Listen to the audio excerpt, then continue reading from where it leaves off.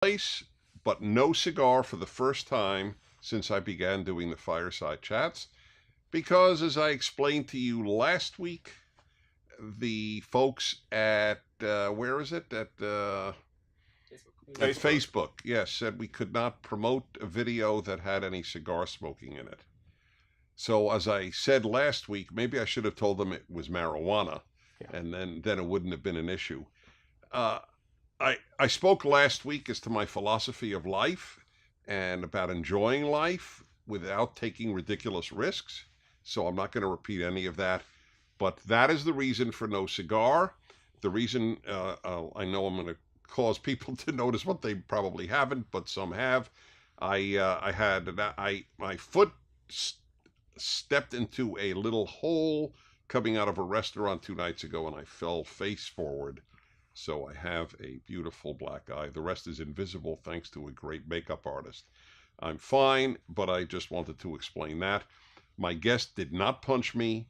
I wish I had a great story about somebody in the opposite political realm came over and punched me, and nothing dramatic like that. Anyway, welcome. It is great to be with you. As I always explain, this is truly an opportunity to have completely unscripted talk about everything and anything that you ask. But today is very special because very, very rarely do I have a guest on the Fireside Chat. I have on my radio show regularly, but here it's really just you and I. But in this case, this guy is very special. And he's Steven Crowder, who needs no introduction to about 87.4% of you. Would you say that that is accurate? You know, I have no idea how many ne'er-do-wells watch this show, but if there's a significant percentage, then that sounds about right. I would imagine your audience is more productive. But no, I appreciate you. I appreciate the very kind introduction. And I will give you a kind introduction. You're a terrific person. You have great values. You're very funny. You're very eloquent. No, that's the real good introduction. And you have your own show, Louder with Crowder, which I have been on quite a number of times. And a lot of people, you have it's tremendously seen, isn't it? Tell everybody about Louder with Crowder and yourself. Now that I've introduced you, you introduce you. Well, thank you very much. Yeah, that was overly kind. Now I feel like I've got a tough act to follow just in the things that you've said about me. But you know, it's louderwithcrowder.com. People can go check it out, or just on YouTube as long as the overlords still allow us there. It's basically a late night show, and I happen to be conservative.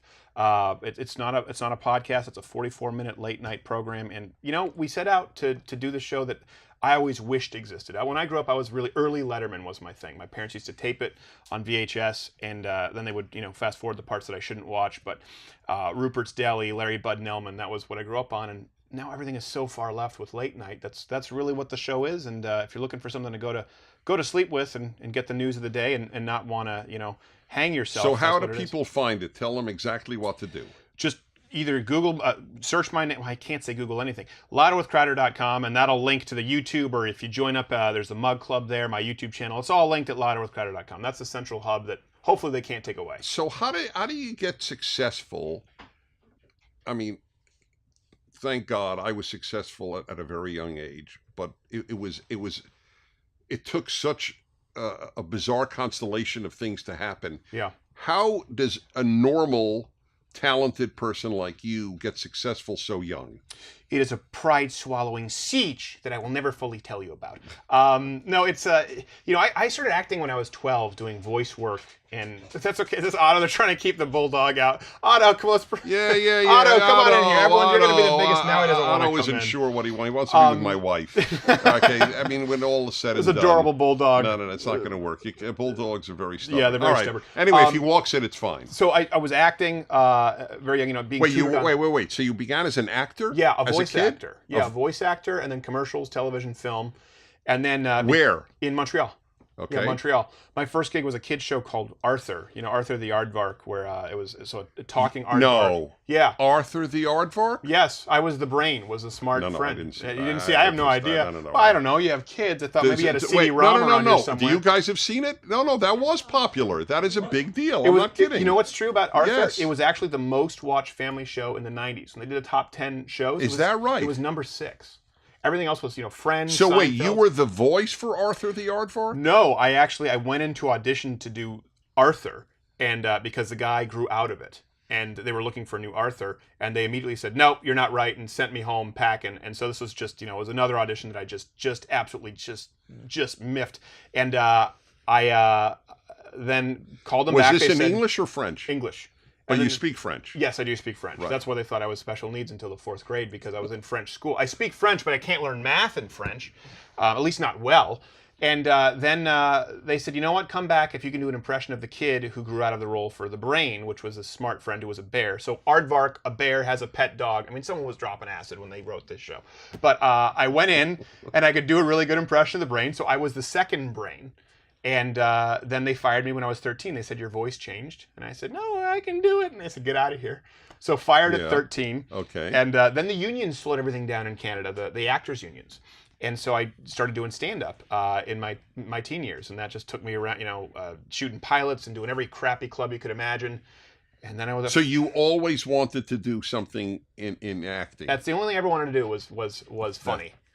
That's yeah. so interesting. Because I failed at everything else. When you're a kid in No, school no, and no, you're no, not no. very good and they Right. think you're learning, No, but no, you can no. make the kids laugh. You're being self-critical, which is fine. It's actually, it beats self-esteem.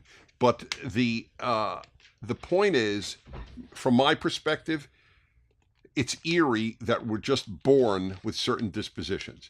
I mean, you were born to be a comedian, in effect. Yeah. I think I was born to do what I'm doing right now, honestly. Which is both, because I know you from the serious side. Yeah. With values that we share, which obviously we'll get into in a moment. Sure. But that was if someone would have said to you at 14, what do you want to be when you grow up? You would have said... I would have, well, it's funny. At one point I would have said Academy Award-winning actor until I realized it was corrupt. And I said, you know what, I'll settle for late night host. So, it's kind of like, my safety's Harvard, at that point. And then, remember this, conservatives just constantly complained about, where is a conservative late night? Where is a conservative daily show? And I will say, I was amongst them. I was at Fox News for 4.5 years and pitching day in and day out the show that we do now. And I was always told, this will never work. Conservatives don't do funny. This isn't what they like. Why would people say that? I was trying The to... irony is, I don't find a left-wing humor funny. It's mean. Yeah. I don't find mean funny. Sometimes, I find funny, witty funny. But mean is kind of subjective, though, right? No, mean is the point of it is to hurt the target, not to lampoon, not to make nice fun of, but to lampoon. And I never like that. I'm totally anti-humiliating people. Well, I've done that quite. Well, we did. I did do a parody of Bob Ross painting. We remember Bob Ross and people. Yeah, but I painted Muhammad. Okay, fine. That's not the same thing. You don't need. I Well, don't even know if you know how to be mean. The people who got mad about it thought it was. Okay, that's fine. But I'm not sure you know how to be mean, and that's why you're asking, what does mean mean?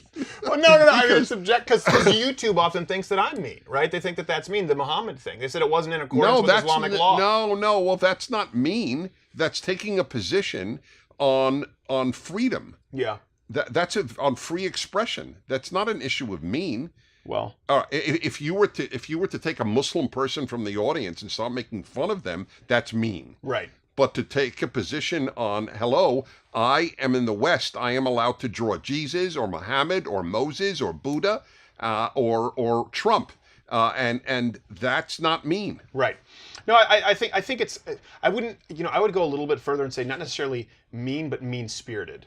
And I think there's a difference, because some comedy can be mean to different people because they don't like the target, but there's a difference between that and a mean-spiritedness that you see in certain comedy. And I think that's probably what bothers people like you and myself. Okay. Bullying. Yes, bullying, humiliating. That's the one. That's why I don't like, what's his name? The who's the guy? We saw the movie with him where he leads people on to believe who he is. Oh, Borat? Yeah, he humiliates people. Not everybody. Yeah. And some are genuinely funny. He obviously is very witty. Yeah. But leading people on by acting as something else, I don't find that funny, because you're taking a person's trust and mocking them for it. Yeah. So, okay, that's just an example of, to me, Sure. over the top. But anyway, so that's what you wanted to be. Yeah. And so you got into it very fast. I mean, clearly. No, it was a long time. I mean, Long time. The guy's 31. Well, I've been doing it since. Give me a break. But I've been doing this since about 17 professionally. Yes. So what do you mean it took a long time? Well, I guess okay. Since what? Since you from between 3 and 17? Well, you said you were successful young. What do Yes, you I mean? was. Oh, I What was. I age? was lecturing at 21. I wrote my first book at 25. Okay. Well, so that's what I mean. I feel obviously. I just got done talking with Ben Shapiro and yourself. He was playing Carnegie Hall at what when he was Okay. like 2.5. All right. Well, he beat So me at at 31, that. Yes. I right. feel like I'm an underachiever. Okay. Okay, fine.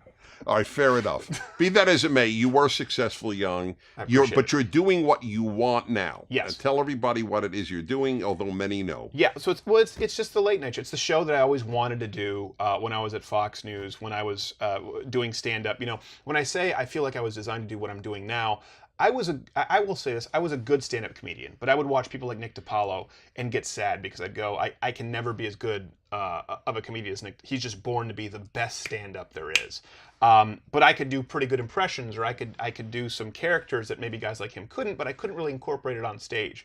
With what we do now, we do jokes and monologues, and then we also do the sort of dive-in segments that maybe aren't as funny but more informative, along with sketches and impressions. It's just kind of. When you have me on, it's pretty serious stuff. Yeah, it's so kind you of a blend. You do both. Yeah, we do both. Right. I feel very blessed to be free to do the kind of show that I wished existed when I was in my 20s, and what I love to do. Now, do you have folks you don't agree with on? Oh, all the time. Yeah. And is that this is not meant as a joke? Is it a comedy part or a serious part? No, it's a serious part. Right. The biggest thing we've ever done is something called Change My Mind, and that's where I just go onto a campus and I will have a banner that says there are only two genders, change my mind, and unedited interviews where anyone can sit down and that's terrific. argue. That's great. And we just did one at the White House, in front of the White House. Donald Trump is not a fascist, change my mind. And we had one conversation that was very productive where the kid ended up changing his mind, and we had one lady who sat down and just berated me and yelled at me. So yeah, we get to do a lot of different things. Well, so the lady who sits down and just yells at you is not a dialogue. No, but I think it's important for people to see unedited both. That there are some people who can sit down on the left who are not beyond hope, who are open-minded, whose minds can be changed, and there are some people who are just so dyed-in-the-wool that you've actually got to make an example of them for the people who are listening whose minds can be changed. You grew up in Montreal. What took you to the United States? Well, I was born in Detroit, which really could just be annexed and given to Canada if you wanted to. Right. My mom was French-Canadian. Windsor West. Yes, exactly. With a little more crime. Then I always wanted to come back to the United States. Because you know why? Because people in Canada, I had teachers who hated the United States. I had a teacher. Oh, of course. Can I say her name?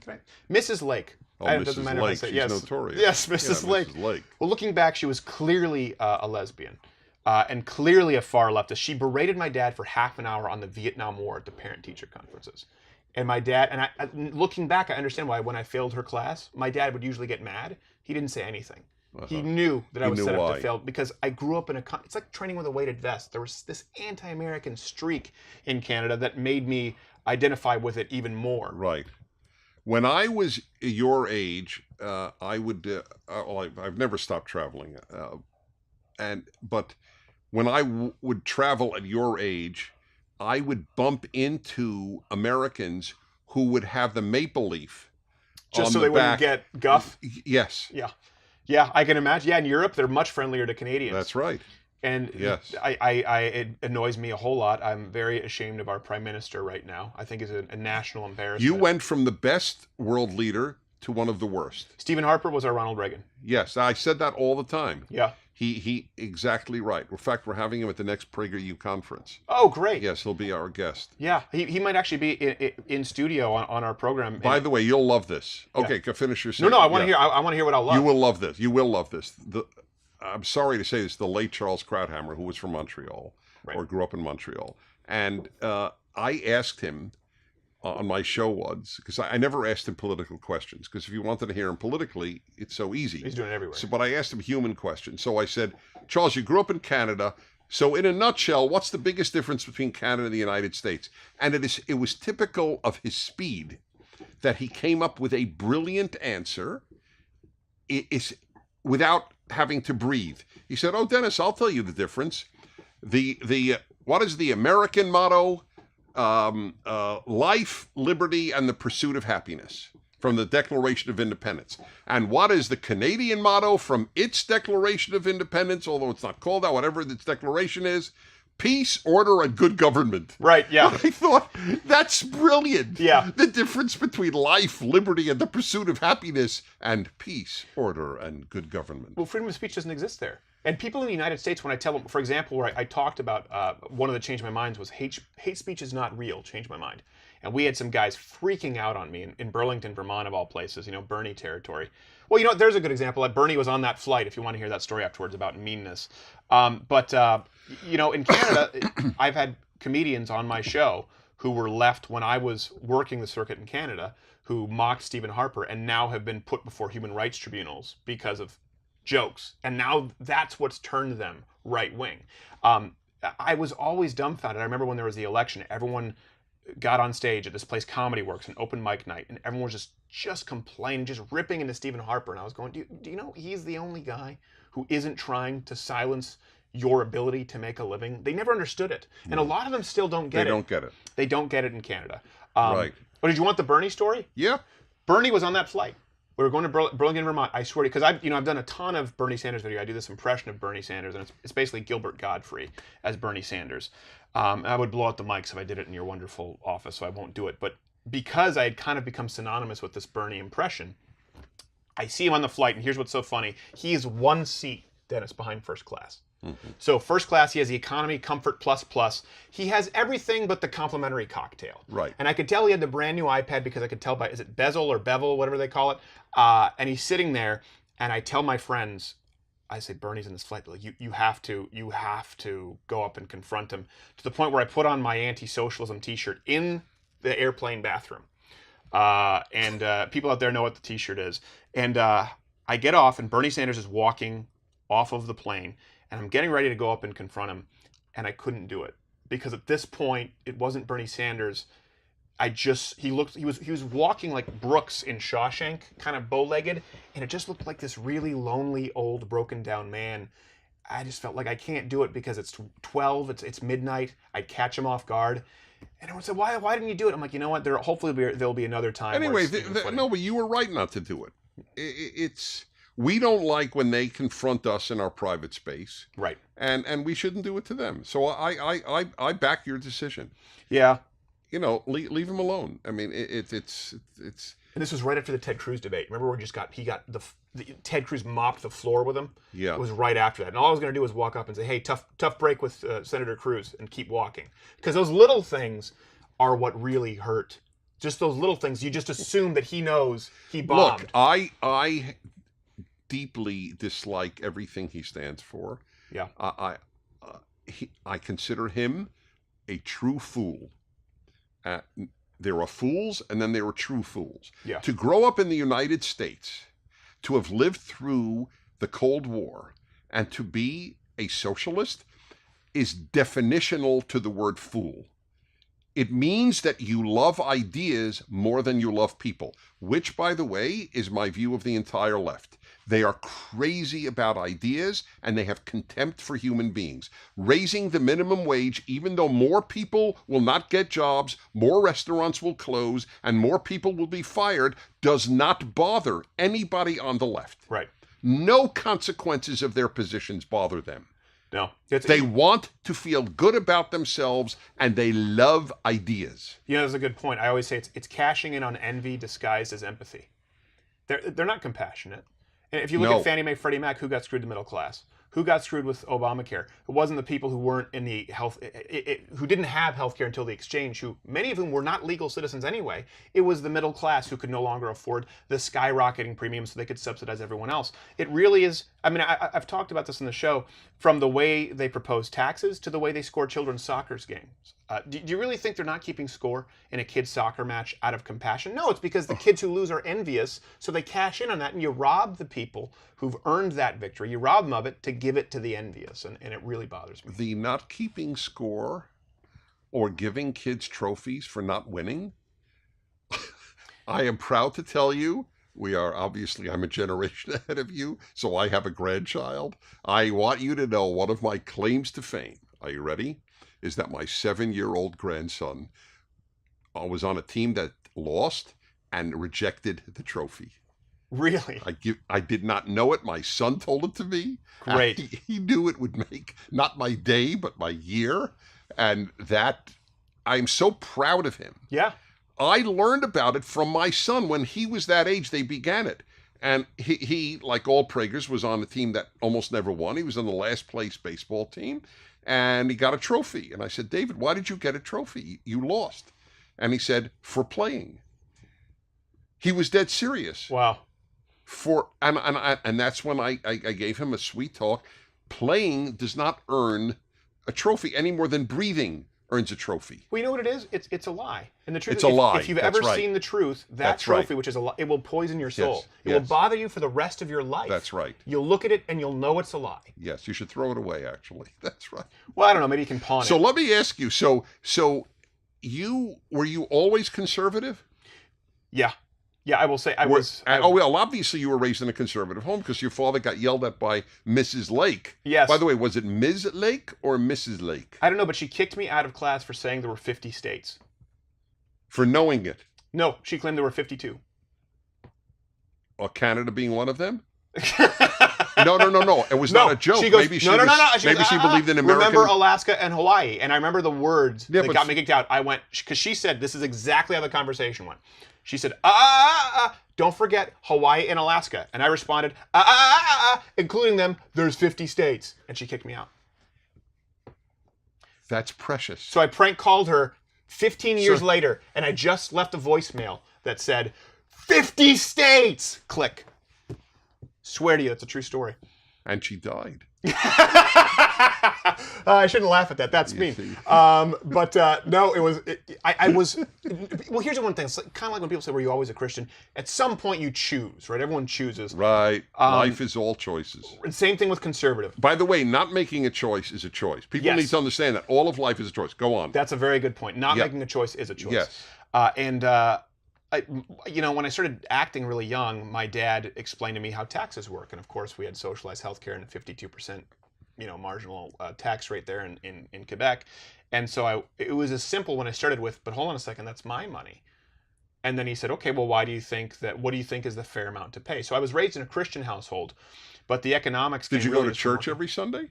Most Sundays. That's pretty rare in Canada. Yes, yeah, it is. It's actually Quebec is the most unchurched population. That's right. In the industrialized world. I know. That's right. One of the highest abortion rates too. Yeah. Well, they do go together in many instances. Yep. But yeah, it's really sad. It really is. When I went back and do you go to church now? I do.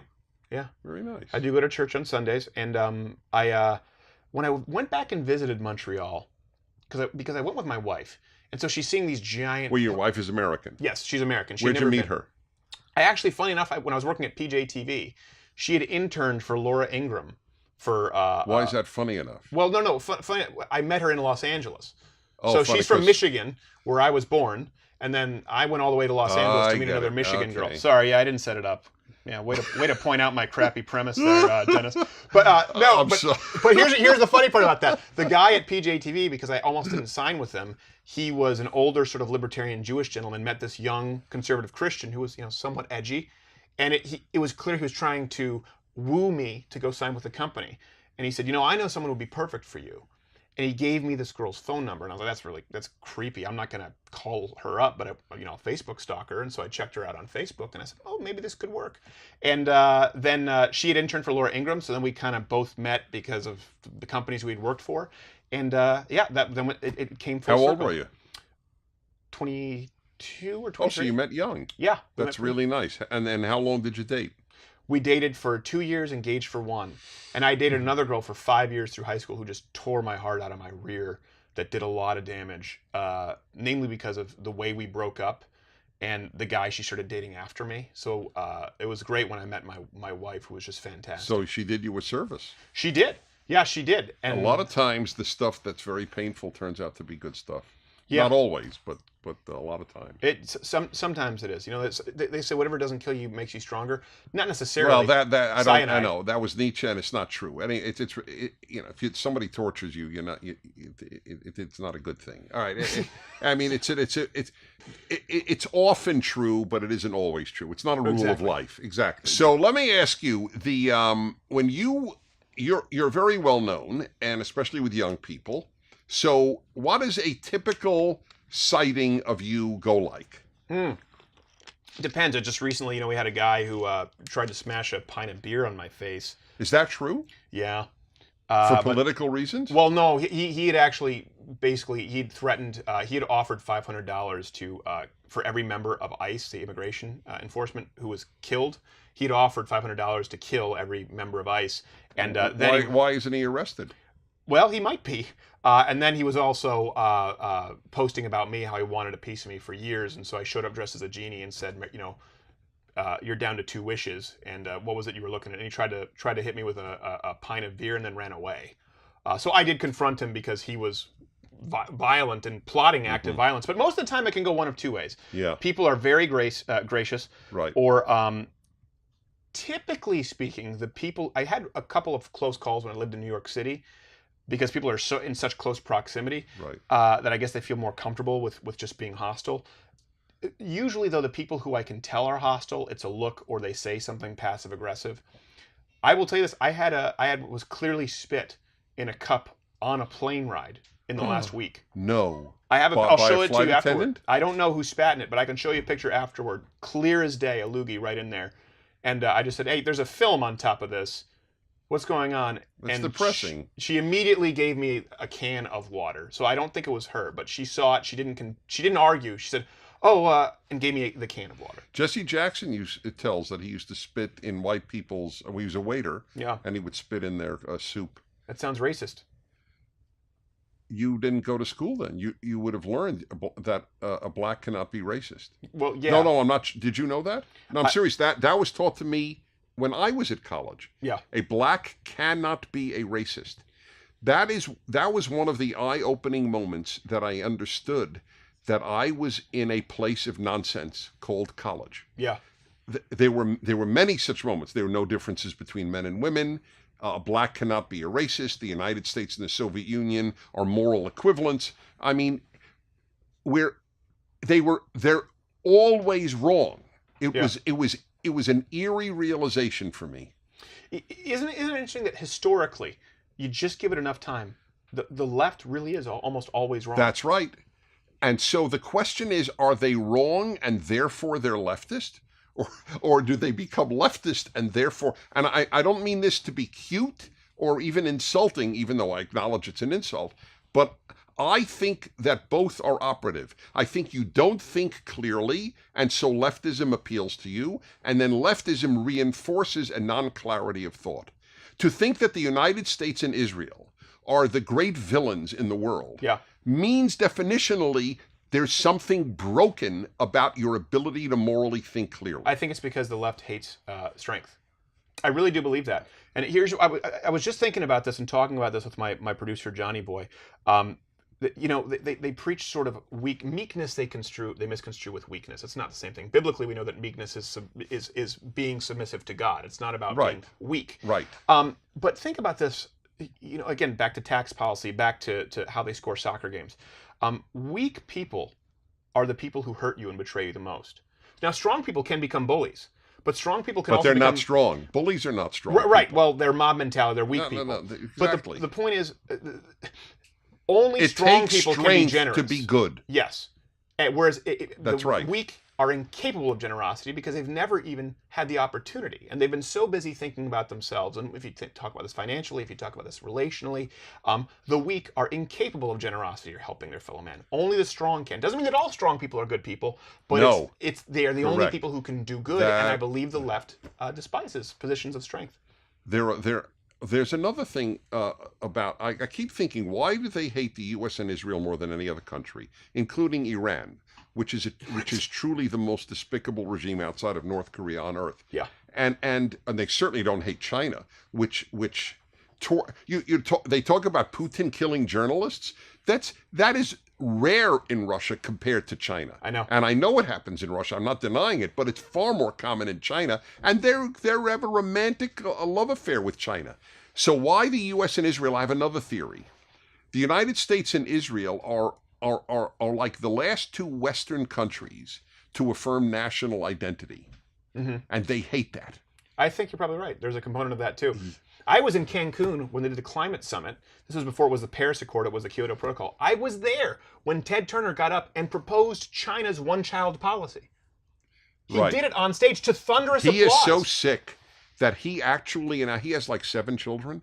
Did you know that? He has a lot of kids. Yes, and he said he regretted that he had that many children. I mean, imagine being that man's child. Thanks, Dad. I mean, I'm sure, I have to believe he said, guys, it's not you personally, it's the number. Yeah. But it's still, that's what I mean. They love ideas more than people. Well, and the idea of zero population growth, yeah, in and of itself is, like, I have contempt for humanity. I don't want to see more people. Yeah. Fix climate change, kill all people. That's the only way you do it. And isn't it interesting, too, that that's kind of a, not to get into the science of it, but in the Midwest, Michigan, where I'm from, they've had record temperate years. The best growing seasons for cherries, which are a very persnickety crop. They need a long, slow thawing winter and a mild summer. So it's like, remember it was... Wait a minute. How do you know about the climate needed for cherry growing? That's impressive. I have family who work in cherries. Yeah, and you know what happens when they have a great cherry crop season? You have family working in cherries? Yes. You're my man. Do you like cherries? I'll have them send Folks, you a bundle. I have never met anyone. I do love cherries, but I never met anyone whose family worked in cherries. Yeah, on my wife's side. But do you know what happens when they have a great cherry crop? What? They have to dump them. Why? To price fix. Because the prices of cherries would be too low. So the last 2 years, they've been dumping record numbers of cherries because the crop yields have been so fantastic. So here's the thing with cherries. Again, it requires sort of a very mild... By the way, it's a healthy food. It's a very healthy food. Yes. It's healthier than the acai or the dragon fruit or the fruit of the day. Cherries are every bit as good. It's just they've been overlooked. High fiber, low glycemic, and delicious. Good for your brain. Okay. Very good for your brain. Oh, I'll keep eating them. But when you say record heat, right, then it changes to climate change because we had record cold. And they say, well, hold on, it's any extreme temperatures. But hold on a second. The Great Lakes are at record highs because of good precipitation, and they have had record moderate climates. How do you explain that? Record slow thawing winters and moderate summers. Right. Anyways, they dump cherries. Same thing with milk. They dump milk to price fix milk. Those of you watching should know about that the climate change example is a good one about loving ideas more than people. Read Bjorn Lomborg, Lomborg, he totally is on board that the climate is getting warmer, okay? But he knows that the solutions only hurt people. But they don't hurt rich people. Right. They hurt the poor people of Africa who are dying for fossil fuel electricity to bloody be able to cook food in their house and not use a fire, which will be terribly dangerous. And you can't grow without electricity. You cannot have an economy. Yeah. We became rich thanks to fossil fuel, but now we tell Africans, don't you dare use fossil fuel because you will be polluting the climate with the food of life, carbon dioxide. We also want to tell them they can't use DDT for mosquitoes. That's right. We go, here's a net. Millions died because of that. Right. Here's a net for when you sleep. Okay, what do I do for the other 18 hours out of the day, yes. Ashton Kutcher? Oh, did he tell him that? Yeah, he did a charity, Nothing But Net. And I was like, how about net and also chemicals that get rid of malaria? How about an all-encompassing sort of solution? It was called Nothing But Net. All right. How are we doing on time? What's our... I can tell I've bored you. I know. On the contrary, it went very fast. This is actually a big deal. Folks, I mean, I know that the vast majority of people know, but if I'm getting you even 10 more people to watch you, it's worth it. Well, so louder with Crowder. With Crowder. And you will truly enjoy it. You're a gutsy guy. You're a funny guy. We need you. America's better because of Steven Crowder. Well, they say this a lot in comedy. There are a lot of sort of Dave Attell babies, or there are a lot of Norm Macdonald babies, meaning there are generations of comedians who've really sort of been born out of a specific genre or style. And I am definitely a big part of what I do. I'm a Dennis Prager baby. When it comes to a lot of conservative radio, I would always switch to yours because you would deal with the macro issues, which is what's always interested me. I'm not a political animal. A lot of people ask about local races. I can't tell you who's running for the 18th district. The big issues. Big issues. I, along with a lot of people who work for me, there are a lot of Prager babies out there. People who are very influenced by you. Do we not get to talk about cigars at all? We can't even discuss it. Of course we can. Let's end with cigars. All right. I told you this is the first show I'm not smoking a cigar because it's been banned by Facebook. So you have a journal. I do. Tell me about it. I do, and it's specifically from a journal that was given to me by YouTube. So I use it to write nothing but conservative material and cigar journal. So I thought that. So was... what does that mean, a cigar? You write what you smoked and whether you enjoyed it? Yeah, I have an A to F rating. It goes backwards Is that because I right? start it at the end of the page, yeah, up to about. You know what? I agree 140. with you on that. I won't even say the name because I don't want to hurt a brand. Everybody talks about that, and I don't get it. I find it very overrated. Totally. I find it very cigarette-y. I don't get it. I don't enjoy it. Let's see what else here. Look at this. There's 3 more pages, yeah. So, okay. But you'll see that the Do you the like brand strong? You really like. Do you like strong, or do you? Yep, you'll see that my fathers all have really good So ratings. we're on that. We're on top of that. What about Double Ligero by? It's funny. I'm a bigger fan of their standard Ligero. Really? Yeah. I don't find it as tasty as Double Ligero. But I also haven't had. But that's why there are a lot of cigars, because if we all found the same ones.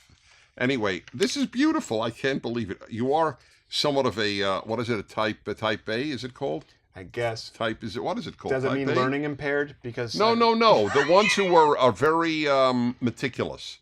A type A, yeah, it's a type A personality. That's what it's called. Do you know what it is? Yeah. And we can. I was diagnosed with like severe ADHD as an adult, which I know it's a controversial topic, but the point is, regardless of drugs or medication, let's get away from that, or putting kids on Ritalin, which I'm against. I realized that I was going to have to hyperly organize my life and take notes.